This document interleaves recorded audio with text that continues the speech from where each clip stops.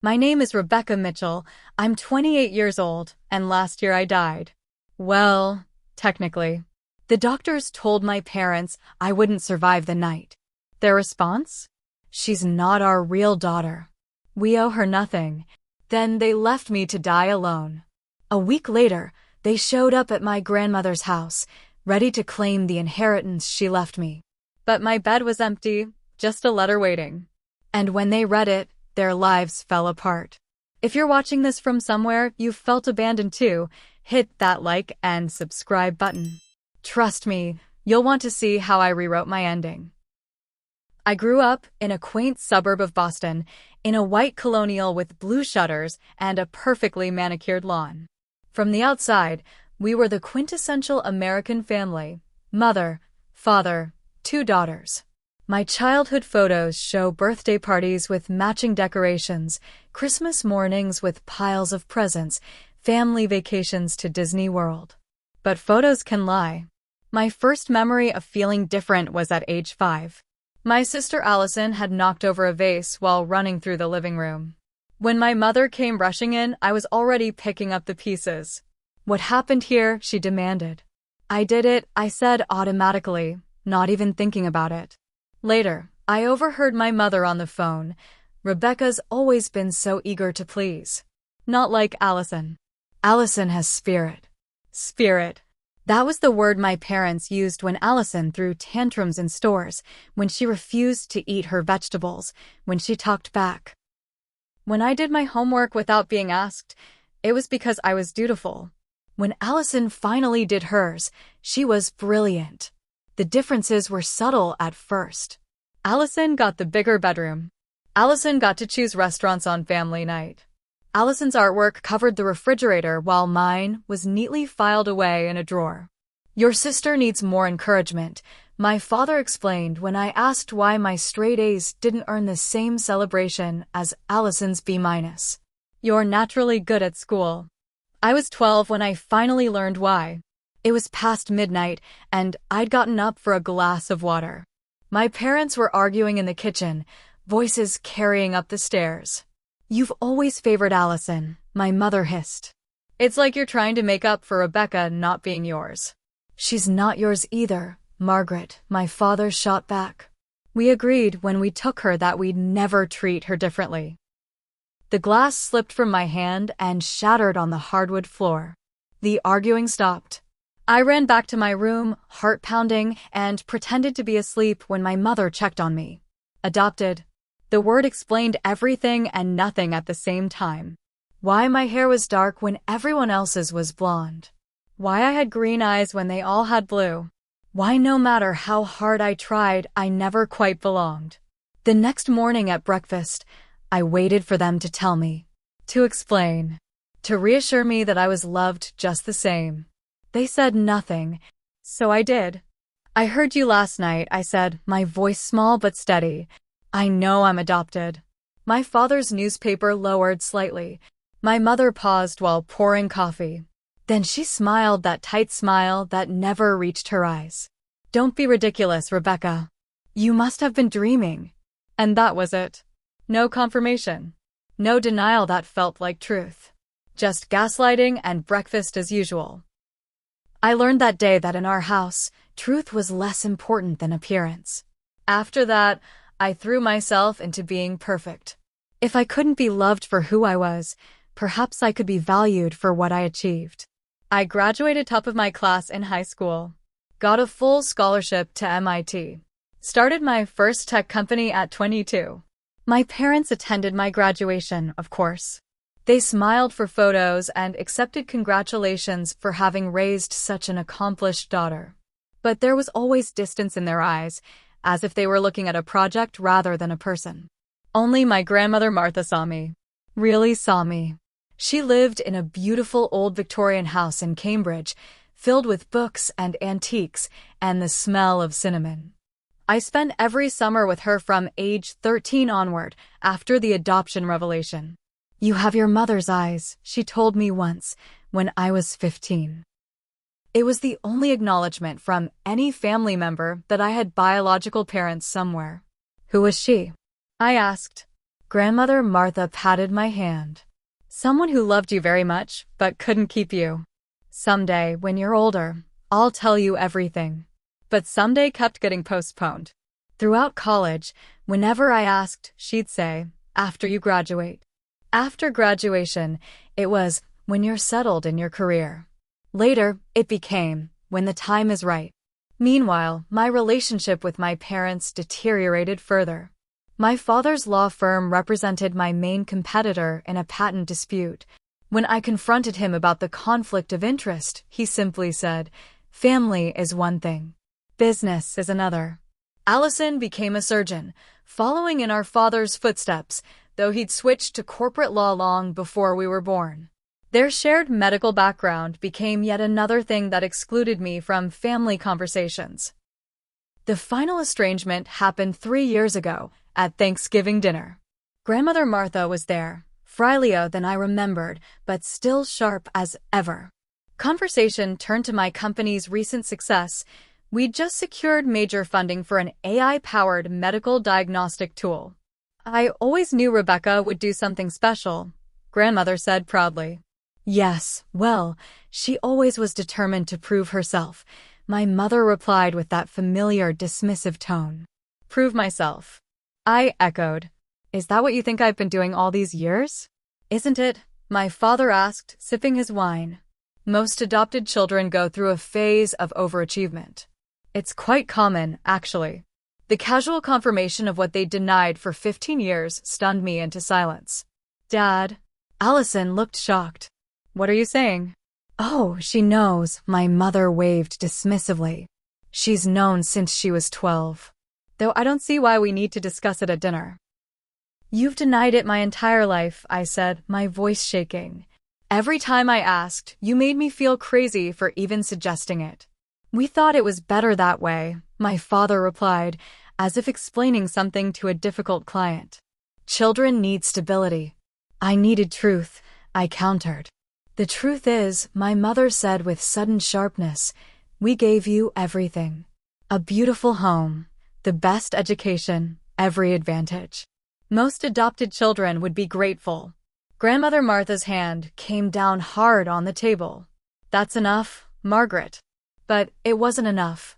20 years of feeling like an outsider, of conditional love, of gaslit reality came pouring out. "You never wanted me," I said. "You wanted the idea of me. The perfect daughter you could show off at parties. The one who would validate your parenting without ever demanding actual parenting from you." I stood up, napkin falling to the floor. "I'm done trying to earn love that should have been freely given." I left that night and didn't look back. Changed my phone number. Moved to a new apartment. Grandmother Martha was the only one I stayed in touch with, meeting for our weekly Sunday brunches away from my parents' house. "They do love you," she insisted once. "They just don't know how to show it." "Love isn't supposed to be this hard," I replied. "She died 6 months ago, peacefully in her sleep. I was traveling for work and missed the funeral. My parents didn't bother to call me about it. I found out through an attorney's letter, informing me that Grandmother Martha had left me her house and the majority of her estate. I never got to hear the truth about my birth parents from her lips. But fate had other plans for revealing family secrets. The day of the accident started like any other Tuesday. I was at our company headquarters in Cambridge, running tests on our newest software update. It was raining, that gentle, persistent New England drizzle that makes everything gray and slightly blurred at the edges. "You should head home," Rebecca, my business partner Samantha, suggested around 8. "The update can wait until morning." But I've never been good at leaving things unfinished. By the time I finally left, it was after 10, and the rain had turned into a downpour. I remember thinking I should call a car service, but my apartment was only 15 minutes away. What could happen in 15 minutes? The intersection of Maple and 3rd has a blind spot that locals know to watch for. The drunk driver who hit me wasn't local. I remember headlights suddenly filling my car, impossibly bright. The sound of metal crushing metal. The strange sensation of spinning. They told me later that my car flipped twice before hitting a lamppost. The impact deployed the airbags, which saved my life but fractured 3 ribs and my collarbone. My head hit the side window hard enough to cause a traumatic brain injury. I have flashes of memory from the ambulance. Red lights pulsing. A paramedic saying my name over and over. The oxygen mask over my face. Then darkness. When I next became aware, it was of voices. Distant, clinical. I couldn't open my eyes or move, but I could hear. This state, conscious but unable to respond, would later be explained as a result of the brain injury and the medically induced coma they placed me in to reduce swelling. Significant trauma to the temporal lobe, a woman's voice was saying. We've managed to control the intracranial pressure, but the next 24 hours will be critical. Have we located next of kin? Another voice, male this time. Emergency contact in her phone is listed as mother. We've called, they're on their way. Time has no meaning when you're floating in darkness. I don't know if it was minutes or hours later when I heard them arrive. Mr. and Mrs. Mitchell? I'm Dr. Chin, the neurologist managing your daughter's case. What happened? My father's voice, tense and controlled as always. Dr. Chin explained the accident, my injuries, the induced coma, the uncertain prognosis. And what exactly are you doing for her? My mother, sounding irritated, as if my traumatic brain injury was an inconvenience in her schedule. Currently, we're monitoring intracranial pressure and maintaining the coma to give her brain time to heal. She'll need surgery once she's stabilized to repair the orbital fracture. Surgery? My father again. What kind of costs are we looking at here? There was a pause. I imagine Dr. Chin was giving them the look medical professionals reserve for particularly callous family members. Your insurance information would be helpful, she finally said. And we'll need authorization for the surgical procedure. There's been a misunderstanding, my mother said, her voice dropping. Rebecca isn't actually our daughter. I'm sorry. The doctor sounded confused. She has you listed as her emergency contacts. She was adopted, my father explained smoothly. Informally, the papers were never properly filed. I see. The doctor's voice had cooled significantly. Nevertheless, as her emergency contacts. You're not understanding me, my mother interrupted. She's not our responsibility. We owe her nothing. I'd experienced their emotional abandonment my entire life, but this was different. This was leaving me to die. Without authorization for treatment, the doctor began. Then don't treat her, my father said simply. Isn't there a state fund for indigent patients or something? Mr. Mitchell, your daughter is critically injured. Without surgery. She's not our daughter, my mother insisted. Not legally. Not really. There was silence, then the sound of papers rustling. There's also the matter of Martha Mitchell's estate, a new voice said. A nurse, maybe? The patient was notified as the primary beneficiary. That's a family matter, my father said quickly. My mother was not in her right mind when she made that will. We've been meaning to contest it. I see, the doctor said coldly.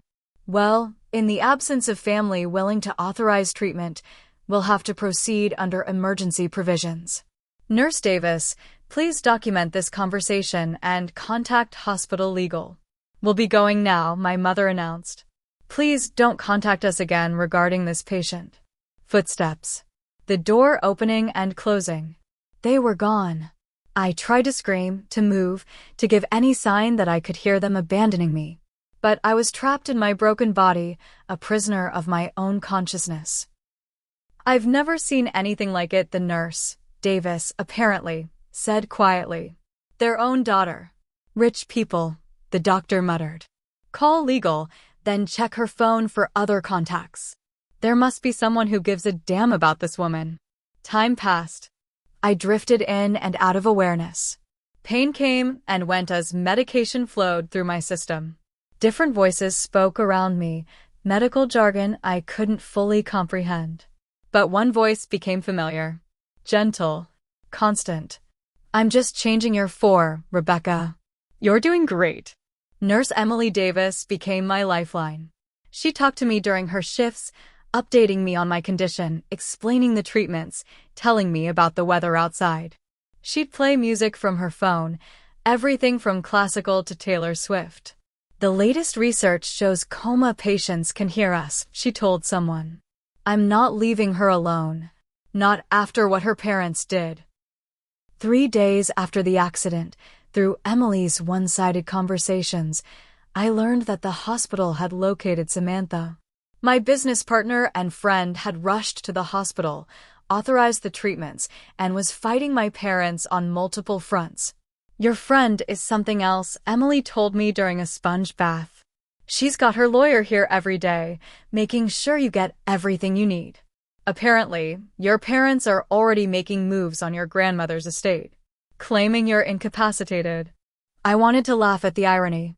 They abandoned me to die, then tried to use my resulting condition to steal my inheritance. It was so perfectly on brand for them. The surgery happened on day 5. I remember being wheeled somewhere, bright lights overhead, then nothing until waking in recovery with a pounding headache and Emily's voice. "You did it, Rebecca. Surgery went perfectly. Dr. Chin says your brain swelling is already reducing. They're going to start bringing you out of the coma tomorrow." True consciousness returned gradually. First the ability to squeeze a hand when asked. Then opening my eyes to blinding light. Then the agonizing process of having the breathing tube removed. Where? My first word croaked through lips that felt alien.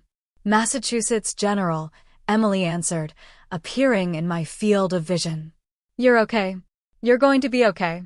But I wasn't okay. Not really. Because now I had to process what I'd heard. My parents had not only abandoned me my entire life, they had literally left me to die. Recovery was excruciating. Every movement sent shards of pain through my broken body. The first time they helped me sit up, I vomited from the vertigo. The first steps I took with the physical therapist left me drenched in sweat and tears. But physical pain was nothing compared to the psychological wound of knowing my parents had walked away when I needed them most. That knowledge sat like poison in my veins, tainting every moment of recovery. "You're doing amazing," Samantha would say during her daily visits. She'd brought my laptop, handled company decisions, fielded press inquiries about my accident. "The doctors say you're recovering twice as fast as expected." Spite is a powerful motivator, I joked weakly. It was during the second week of my hospital stay that Samantha finally told me about grandmother Martha.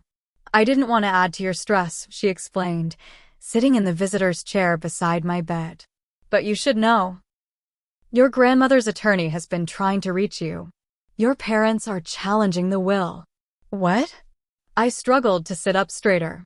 "On what grounds?" "They're claiming you're mentally incompetent due to your injuries." Samantha's expression was grim. "They filed the paperwork 3 days after your accident. The timing wasn't coincidental. They'd walked out of my hospital room, leaving me to die, and gone straight to a lawyer to steal my inheritance." "I need to talk to her attorney," I insisted. James Wright arrived the next morning, a dignified man in his 60s with silver hair and kind eyes behind wire-rimmed glasses. He'd been my grandmother's attorney for 30 years. "Miss Mitchell," he greeted me formally. "I'm relieved to see you recovering. Your grandmother would be pleased." "My parents are trying to steal her house," I said without preamble. He nodded, placing his briefcase on the bedside table. "They filed for an emergency conservatorship, citing your medical condition. I've submitted medical reports from your doctors confirming you're competent to manage your affairs. The judge has temporarily frozen the estate until you can appear in court. When? That's up to your medical team. There's no rush. The assets are secure." He pulled out a thick envelope from his briefcase. "Your grandmother asked me to give you this if anything happened to her before she could tell you herself." The envelope felt heavy in my hands. "What is it?" "The truth, I believe." He stood to leave. "She loved you very much, Rebecca." "Never doubt that." I waited until evening to open it, after the nurses had finished their rounds and the hospital had quieted for the night. Inside was a letter written in my grandmother's elegant script and several official-looking documents. My dearest Rebecca, the letter began. If you're reading this, I've failed to keep my promise to tell you everything in person. Forgive an old woman's cowardice. Some truths are harder to speak aloud than others. You've wondered about your birth parents all your life. The truth is, your mother was my niece, Caroline. She was 18 when she got pregnant, young, scared, and in no position to raise a child. Your biological father was her high school boyfriend who left for college and wanted nothing to do with the baby. I suggested adoption within the family. My son Richard and his wife Margaret had been trying for a child without success. It seemed the perfect solution. You would remain connected to your biological family, and they would have the baby they desperately wanted. What I didn't know then was that Margaret was already pregnant with Allison. She learned this just weeks after they took you home. Suddenly, they had 2 infant daughters instead of 1. I watched over the years as they treated you differently. I confronted Richard about it many times. He would always promise to do better, to love you equally. But some people cannot love what doesn't come from their own blood, no matter how precious the gift. The legal adoption was completed. Regardless of what they may have told you, you are legally their daughter, with all the rights that entails. I've included the court documents proving this. I've also included the truth about your birth mother. Caroline died 5 years ago in a car accident, having never married or had other children. She asked about you often. I kept her updated on your accomplishments, your growth into the remarkable woman you've become. The house and everything I leave to you is rightfully yours, not just by my choice, but by blood. You are my family in every way that matters. I hope you can forgive me for not telling you sooner. I thought I was protecting you, but perhaps I was really protecting myself from having to explain my role in placing you with parents who couldn't love you as you deserved. Know that I have loved you completely from the moment Caroline placed you in my arms. All my love, always. Grandmother Martha. I read the letter 3 times, tears streaming down my face.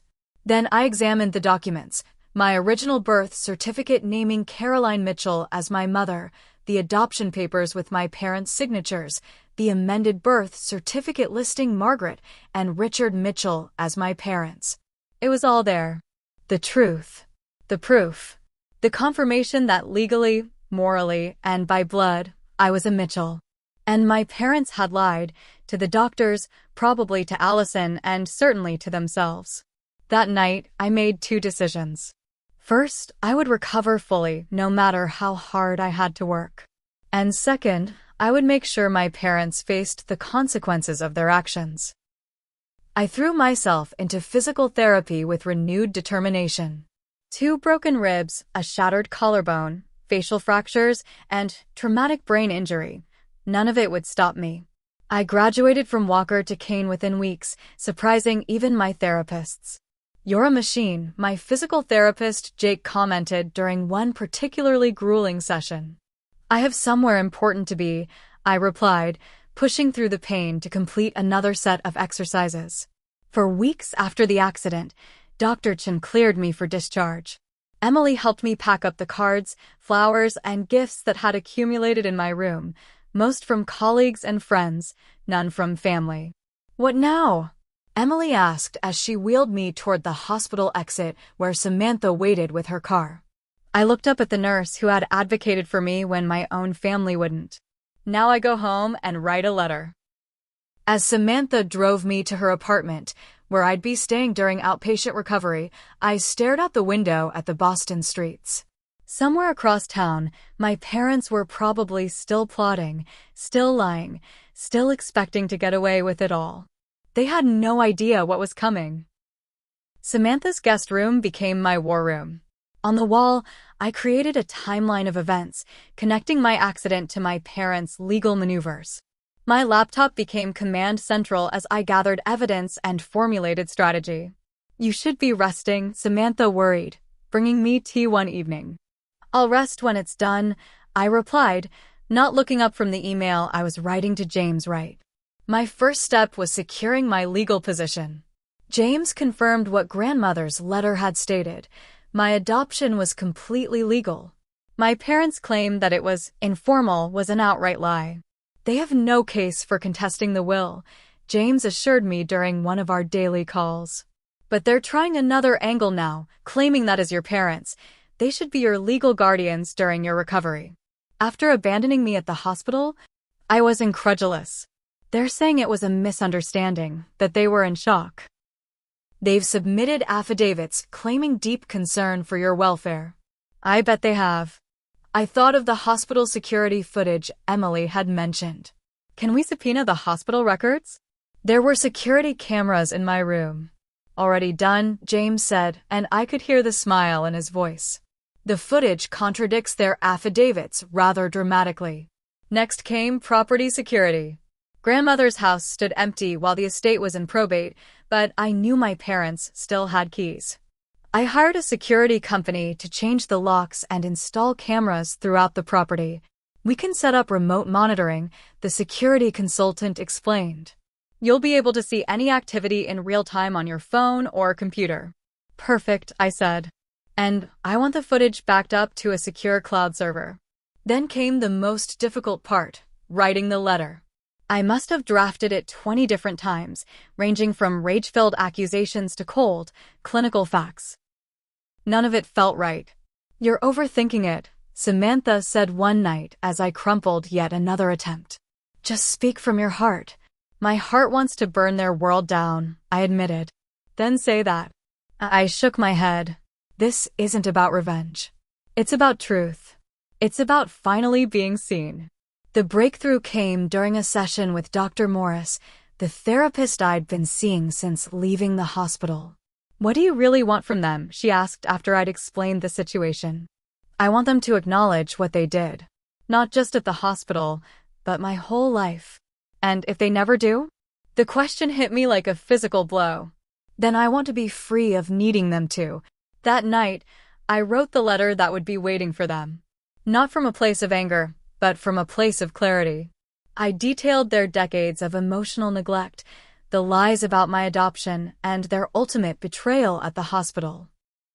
I included copies of the security footage showing them abandoning me and copies of the legal documents proving my adoption was legitimate. But I also included forgiveness, not for their sake, but for mine. I was releasing them from any obligation to me and releasing myself from any obligation to them. I no longer need your approval, your acknowledgement, or your love, I wrote in the final paragraph. I am whole without you. I sealed the letter in an envelope and gave it to James to place in the house when the time was right. The final piece fell into place when James called to inform me my parents had scheduled a visit to grandmother's house, ostensibly to collect personal mementos before the estate was settled. They filed the paperwork with the probate court, he explained. They're coming this Saturday at 2 p.m. Will Allison be with them? I hadn't spoken to my sister since Thanksgiving 3 years ago. I had no idea if she knew what our parents had done. Yes, she's listed on the court filing. I took a deep breath. Then it's time. That Saturday morning, James placed my letter on the dining room table in grandmother's house. The security company confirmed the cameras were operational. Samantha and I settled in at her apartment to watch the feed on my laptop. At exactly 2:03 p.m., my parents' Mercedes pulled into the driveway. The plan was in motion and there was no turning back. Through the security cameras, I watched my parents and Allison approach grandmother's front door. My father looked annoyed, checking his watch repeatedly. My mother wore her charity event smile, the one that never reached her eyes. Allison hung back slightly, her expression unreadable. The key isn't working, my father complained, jiggling the doorknob. Did you try the back door? My mother suggested. I shouldn't have to try the back door. This is my mother's house. Allison corrected quietly. Was her house. My father shot her a look before pulling out his phone. After a brief conversation, a locksmith arrived. I watched as he opened the door, had my father sign some paperwork, and departed. Finally, my mother said, stepping inside, "Richard, check if the silver is still here." I want to make sure Rebecca hasn't already emptied the place. The casual accusation made my blood boil. Samantha placed a hand on my shoulder. "Remember why we're doing this," she murmured. I nodded, focusing on the screens as my family moved through my grandmother's house. "Everything looks the same," Allison commented, running her fingers along the antique sideboard in the hallway. "Mother always did have good taste," my mother admitted, examining a crystal vase. "This would look perfect in our foyer." "We're here for your father's childhood mementos," Allison reminded her. "Not to shop." "Don't be naive," my mother snapped. "Rebecca is never going to recover enough to claim this inheritance. The judge will award guardianship to us, and then everything here will be ours anyway." "She's in physical therapy now," Allison said. "Her doctors say she's making remarkable progress." "Well, her brain injury is another matter," my father interjected, coming down the stairs. "The silver is all there, Margaret." I checked the master bedroom too. Nothing seems disturbed. "Has anyone actually visited her recently?" Allison asked. "To see how she's doing?" My parents exchanged a glance. "The hospital staff have been very uncooperative," my mother said primly. "Besides, you know how Rebecca is. She's always been so independent." "Too independent," my father muttered. "If she'd listened to me about that driving route." "Are you seriously blaming her for getting hit by a drunk driver?" Allison sounded incredulous. "Of course not," my mother soothed. "Your father is just upset. This has been hard on all of us." They moved into the dining room, where my letter waited on the polished mahogany table. "What's this?" My father picked up the envelope. My name was written on the front in my grandmother's handwriting. James had used an old birthday card as reference. "It's addressed to Rebecca," Allison pointed out. "Well, she's not here, is she?" My mother plucked it from my father's hands and tore it open. As she began reading, her face drained of color. "What? What is it?" my father demanded. Wordlessly, she handed him the letter. He skimmed it, his expression darkening with each page. "This is outrageous," he spluttered finally. "Lies and manipulations." "What does it say?" Allison reached for the letter, but my father held it away. "Nothing you need to concern yourself with. Family business." "I am family," Allison insisted, snatching the letter from his hand. She began reading, her eyes widening. "Mom? Dad? What is this about abandoning Rebecca at the hospital?" My mother collapsed dramatically into a dining chair. "It wasn't like that." We were in shock. "The doctors were so pessimistic." "It says here you told them she wasn't your real daughter and you owed her nothing." Allison's voice shook. "That you left without authorizing treatment." "That's taken out of context," my father blustered. "We merely explained that the adoption was complicated."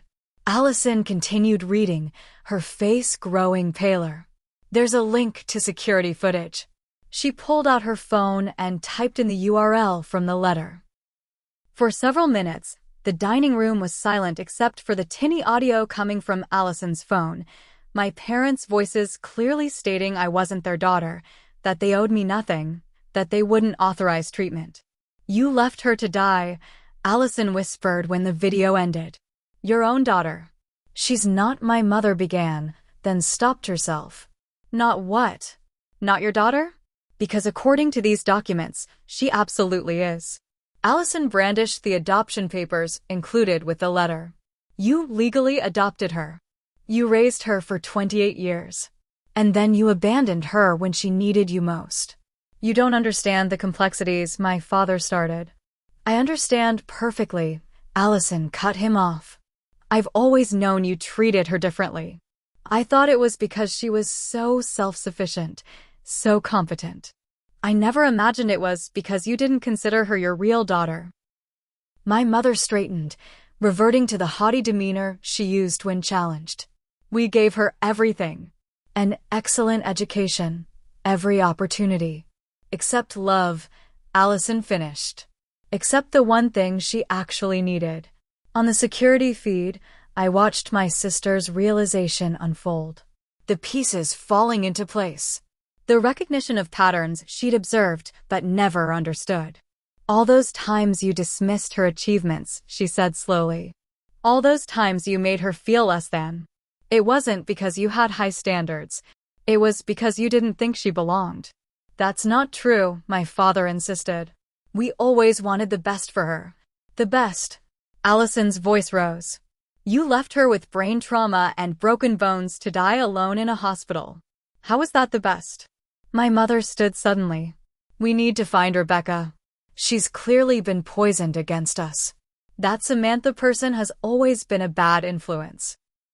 She knows about the conservatorship filing, doesn't she? My father realized, scanning the letter again. She knows we're trying to take control of Mother's estate. Is that all you care about? Allison asked incredulously. The money? The house? What about your daughter who nearly died? Of course we care about Rebecca, my mother said automatically. But we have to be practical. In her condition. Her condition that you made worse by abandoning her, Allison interrupted. Her condition that you're now trying to exploit to steal her inheritance. My father's face hardened. That's enough, Allison. This doesn't concern you. Doesn't concern me? Rebecca is my sister. Half-sister, my mother corrected reflexively, then pressed her hand to her mouth as if trying to push the words back in. Allison stared at her. So it's true. You really don't think of her as family. The realization seemed to physically pain her. She gathered the letter and documents with trembling hands. I can't be here right now. I can't be near either of you. Allison, wait, my father called as she headed for the door. I'll be at my apartment. Don't call me. I need time to process. This? She gestured vaguely at them. All of this. After she left, my parents stood in stunned silence. Now look what you've done, my mother finally hissed. You've turned Allison against us too. Me? You're the one who called Rebecca her half-sister. Well, she is. And now both our daughters hate us, and Rebecca is going to use this letter and that video to destroy us in court. My father paced the dining room, running his hands through his thinning hair. We need to call Gerald. Their lawyer. He'll know how to spin this. We can say we were distraught, not thinking clearly. The video, Richard. The video shows us perfectly calm, perfectly clear. We'll say it was edited. Deepfakes are everywhere these days. My mother sank back into the chair. This is a nightmare.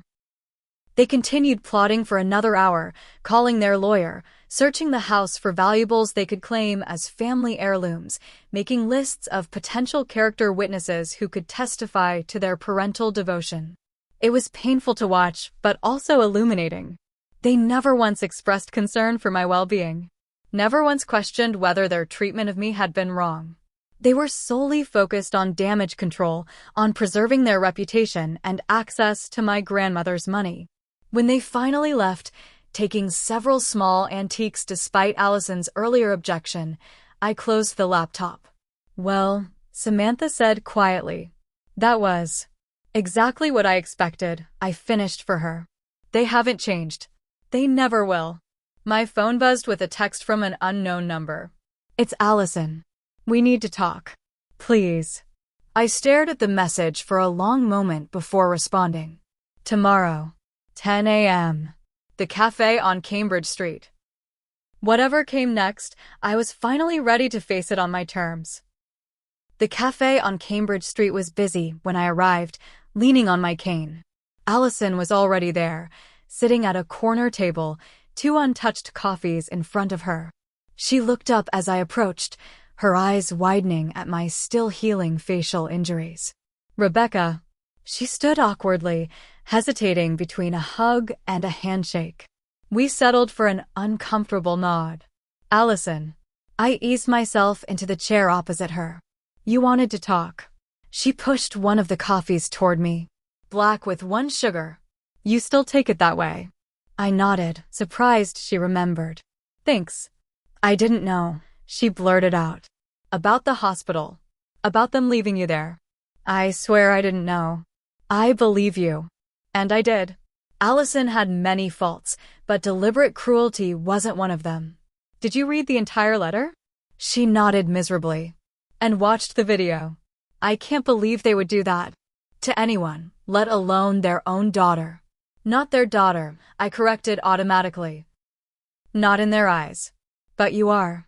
Legally and, well, we grew up together. You're my sister. She reached for my hand across the table, but I pulled back slightly. 28 years, Allison. 28 years of watching them love you completely while measuring out affection to me like it was a limited resource. Did you really never notice? She flushed. I noticed they were harder on you. I thought it was because you were the oldest. Or because you were so smart, they had higher expectations. They told the hospital staff I wasn't their real daughter. That they owed me nothing. My voice remained steady, but inside I felt the familiar ache. Those weren't heat-of-the-moment words. That was their truth. It's not my truth, Allison insisted. You're my sister. My big sister who taught me to ride a bike and helped me with my college applications and stood up for me when I totaled Dad's car. I had done all those things. Because that's what big sisters do, even when they're jealous of the golden child. Even when they're starving for the love that's showered on their sibling. What do you want from me, Allison? She looked taken aback by the directness of the question. I want us to be sisters again. Real sisters. I've missed you these 3 years. And our parents? Where do they fit in this vision? Her expression darkened. I don't know. I'm not speaking to them right now. What they did, I can't forgive it. They'll pressure you to reconcile, I warned.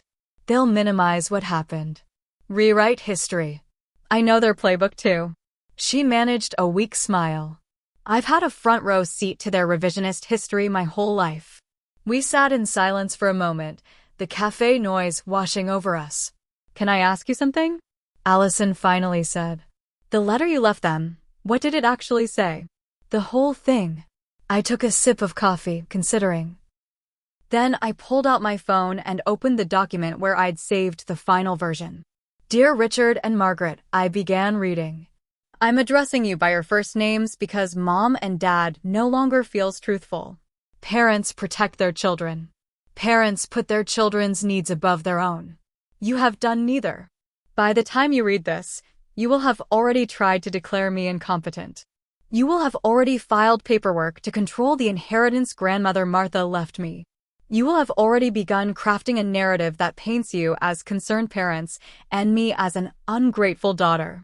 Let me save you the effort. I am alive despite your best efforts. The doctors at Massachusetts General Hospital have documented your refusal to authorize my treatment. The security cameras captured your exact words. She's not our real daughter. We owe her nothing. For 28 years, I have tried to earn your love. I achieved academic excellence. I built a successful company. I did everything possible to make you proud. It was never enough because I was never enough. Not your blood. Not your real daughter. Grandmother Martha left me a letter explaining everything. My birth mother was her niece Caroline.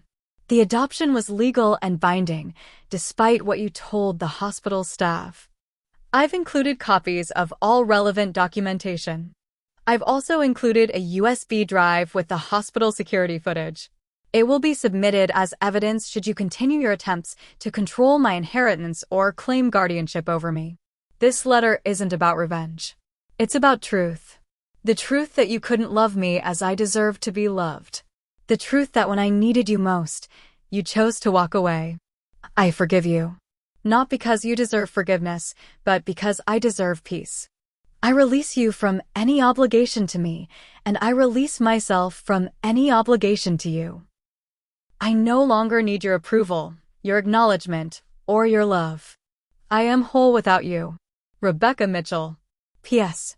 The locks have been changed, and this house is legally mine. Please direct any future communications to my attorney, James Wright. When I finished reading, Allison was crying silently. That's the most honest thing I've ever heard, she whispered. And the saddest. I put my phone away. It needed to be said. They called me 6 times yesterday. Left voicemails about how worried they are about you, how they want to help with your recovery. She shook her head in disgust. It's like they live in an alternate reality. They do, I agreed. One where they're always the heroes of the story. What happens now? She asked. With the inheritance? With the guardianship claim? James is handling it. The hospital footage alone should sink their case. After that, I shrugged. I move on. I build a life without them in it. And me? Her voice was small. Is there room in that life for me? I studied my sister, my biological half-sister, as it turned out. The golden child who had benefited from our parents' favoritism her entire life. But also the woman sitting before me now, choosing truth over comfort, choosing me over them. I don't know yet, I said honestly. There's a lot of history between us, Allison. A lot of hurt. I understand. She nodded, wiping away tears. But I'd like to try, if you're willing. I thought of Grandmother Martha's letter. Of family being those who love you, not necessarily those who share your blood. Small steps, I finally said. We start small and see where it goes. The relief on her face was palpable. Small steps. I can do that. We finished our coffees, talking cautiously about neutral topics, her residency at Boston General, my company's latest projects. It wasn't comfortable yet, but it was civil. A beginning of sorts. As predicted, my parents escalated their efforts after finding the letter. They called everyone they knew in the legal community, trying to find a judge who would grant their conservatorship request. They attempted to access my medical records, claiming parental rights. They even tried to contact my doctors directly. None of it worked. The hospital footage was damning, and James Wright was relentless in protecting my interests. The conservatorship request was denied. The probate judge ruled in my favor regarding grandmother's estate. The house and everything in it was legally mine. 3 weeks after our cafe meeting, Allison called me. They're filing for a hearing to contest the adoption, she said without preamble. They're claiming Grandmother Martha coerced them into adopting you, that they never wanted to in the first place. The words should have hurt. Instead, I felt oddly calm. Let them. The documentation is clear. The adoption was legal. It's not about winning for them anymore, Allison said sadly. It's about hurting you. I know. I'd always known. How are you holding up? I moved out of my apartment. I'm staying with a friend from the hospital. I couldn't be near them right now. I'm sorry. And I was. Despite everything, Allison was losing her parents too, the loving, devoted parents she had known her whole life. Learning they were capable of such cruelty must have shattered her world. Don't be. It's not your fault. She paused. Actually, I was wondering, your grandmother's house is pretty big, right? I smiled despite myself. Are you inviting yourself to live with me, Allison? Just temporarily, she said quickly. Until I find a new place. And only if you're comfortable with it. It was a big step. Bigger than coffee at a cafe. But perhaps it was time for big steps. The East Wing has its own bathroom, I told her. And I'm rarely home before 8 anyway. Really? You mean it? Small steps, remember? We'll see how it goes. After we hung up, I sat looking out the window of my temporary apartment. Somewhere across town, my parents were plotting their next move, still unable to accept the truth of what they'd done. Still unable to see me as their daughter deserving of love. But for the first time since the accident, I wasn't defined by their rejection. I was defined by my survival, my resilience, and the family I was choosing to build around me. The letter had done its work. Not by changing them, nothing could do that, but by freeing me from needing them to change. 6 months after the accident, Dr. Chin declared my physical recovery complete. The last cast came off, the final follow-up MRI showed no remaining brain trauma, and my physical therapy sessions were reduced to once a month for maintenance. You're a medical miracle, she told me during our final appointment. Most patients with your injuries would still be in intensive rehab. I had good motivation, I replied, thinking of the letter, of my parents, of the life I was determined to reclaim. I moved into Grandmother Martha's house, my house now, in early spring. The Victorian needed updates, but I left the bones of it intact. The intricate woodwork, the stained glass transoms, the wide porch where grandmother and I had spent summer evenings discussing books and dreams. Allison moved into the East Wing as planned. Our cohabitation was awkward at first. Too many childhood patterns to unlearn, too many sensitivities to navigate. But we established ground rules and respected each other's space. Slowly, tentatively, we began building a relationship based on choice rather than obligation. My business partner Samantha became a frequent visitor, as did Nurse Emily, who'd left the hospital to work for a home healthcare agency. James Wright joined us for Sunday brunches, continuing the tradition I'd shared with grandmother Martha. "You've created quite the family here," he commented one Sunday, watching Allison and Emily debate the merits of different medical specialties while Samantha set the table. "Chosen family," I corrected gently. "The best kind." My parents made one final attempt to reassert control. They filed a lawsuit claiming emotional distress, arguing that my letter and the hospital footage had caused them significant psychological harm. It was a desperate move, transparently vindictive. The judge dismissed the case with prejudice, ruling that truth could not be considered harmful speech. In his written opinion, he noted that they had abandoned their daughter in her time of greatest need and were now seeking to punish her for merely documenting that abandonment. The ruling made local news. Former colleagues, distant relatives, and country club friends all learned what Richard and Margaret Mitchell had done. Their carefully cultivated social standing crumbled overnight. They left Boston a month later, relocating to Florida without saying goodbye to either of their daughters. "Are you okay?" Allison asked when we heard the news. "About them leaving?" I considered the question carefully. "Yes," I said finally. "I think I am." The truth was, they had left me long before they physically departed. Perhaps they had never really been with me at all. With the legal battles behind me, I turned my attention to the future. My tech company had thrived even during my absence, thanks to Samantha's leadership. Now we were developing new software inspired by my hospital experience, a communication system for patients with traumatic brain injuries who couldn't speak but remained conscious. "We're calling it Bridge Gap," I explained to Emily over dinner. "It tracks eye movement and brain activity to help doctors determine consciousness levels in non-responsive patients." "That would have helped you," she noted.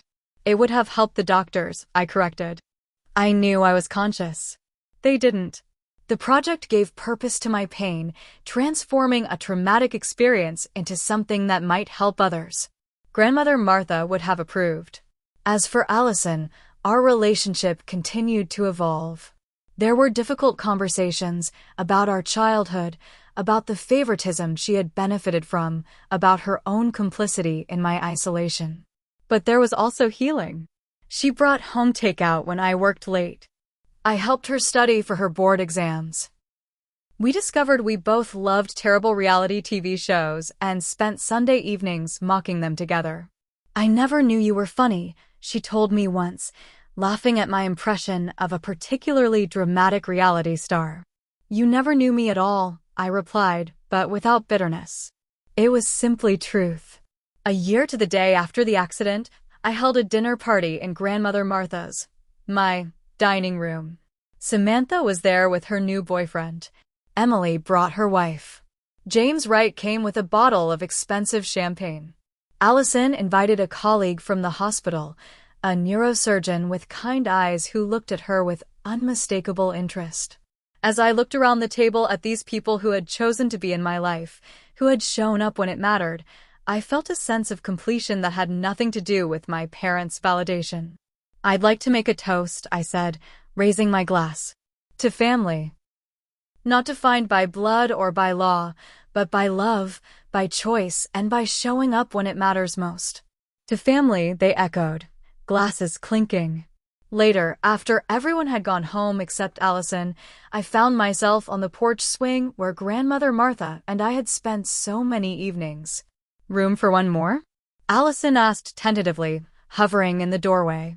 I patted the space beside me, and she sat down. Do you ever wonder where they are now? She asked after a while. What they're doing? Sometimes, I admitted. But it doesn't hurt anymore. How did you do that? Make it stop hurting? I thought about the letter I'd written, about the truth it had contained, about the freedom it had given me. I stopped expecting them to be something they couldn't be, I said finally. And I started building a life that didn't need their approval to be meaningful. Allison nodded slowly. I'm still working on that part. It takes time, I assured her. And you don't have to do it alone. We sat in companionable silence, watching fireflies dance in the gathering twilight. In the distance, a car backfired, reminding me briefly of the accident that had changed everything. But instead of fear or pain, I felt only gratitude for the path it had set me on. The truth had nearly killed me, but it had also, finally, set me free. I hope my story resonates with those of you who have felt the sting of conditional love or family betrayal. Remember that family is defined by actions, not blood, by who stays when everyone else walks away. Have you ever had to redefine what family means to you? Share your experiences in the comments below. And if this story touched something in you, please like, subscribe, and share it with someone who might need to hear that they too can build a life filled with chosen family who truly sees them. Thank you for being part of my healing journey by listening to my story. Remember, sometimes the family we create is more powerful than the one we're born into.